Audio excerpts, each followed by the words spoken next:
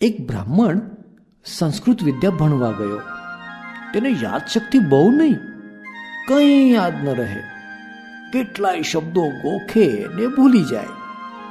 પછી તેણે એક મોટી વાટકી ભરી તલ લીધા અને બાજુમાં એક તુંબડી રાખી.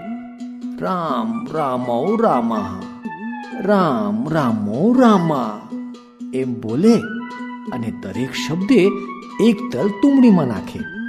જ્યારે આખી તુંબડી ભરાઈ જાય ત્યારે તે શબ્દને પડ્યો મૂકે અને પછી બીજો શબ્દ ઉપાડી ફરીથી તેને ગોખવા એક એક તલ લઈ તુંબડીમાં નાખતો જાય અને આમ એક પછી એક શબ્દ પાકા કરે.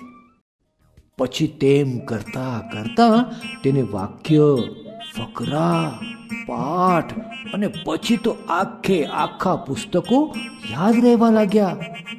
થોડા વર્ષોમાં તો તે મોટો વિદ્વાન થઈ ગયો, સભાજીત થઈ ગયો, મોટો આચાર્ય થઈ ગયો. તેને બધા તલતુંબડિયો શાસ્ત્રી કહે. કોઈ બહારનો વિદ્વાન શાસ્ત્રાર્થ કરવા આવ્યો હોય ત્યારે લોકો આ તલતુંબડિયા શાસ્ત્રીને જ બોલાવે.